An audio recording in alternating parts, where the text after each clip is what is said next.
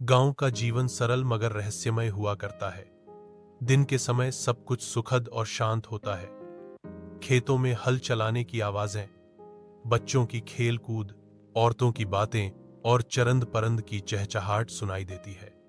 लेकिन जैसे ही सूरज ढलता है और अंधेरा गांव को अपनी लपेट में ले लेता है, फिजा बदल जाती है। पेड़ों की सरसराहट, उल्लू की आवाजें और खंडहरों से आने वाली सनसनी दिलों में एक अजीब सा डर भर देती है।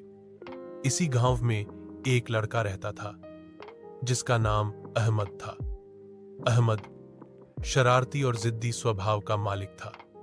वह अक्सर दोस्तों के साथ मजाक में हद से आगे बढ़ जाता, मगर जब बात जिन्नों और रहस्यमय चीजों पर आती तो वह बिल्कुल भी डरता नहीं था, बल्कि दूसरों को भी चुनौती देता कि ये सब कहानियां महज डरावने के लिए हैं।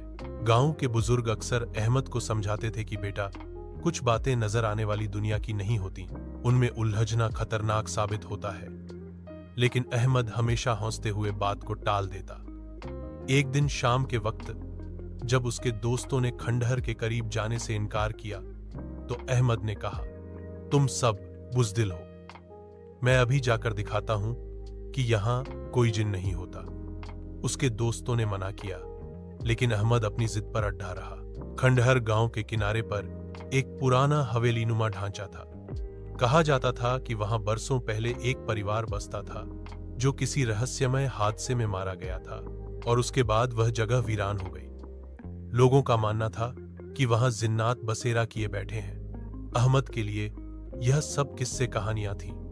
वह हाथ में एक लकड़ी लिए खंडहर में अंदर गया और ऊंची आवाज में बोला, ओ जिन, अगर तुम हो तो सामने आओ, मैं तुमसे नहीं डरता।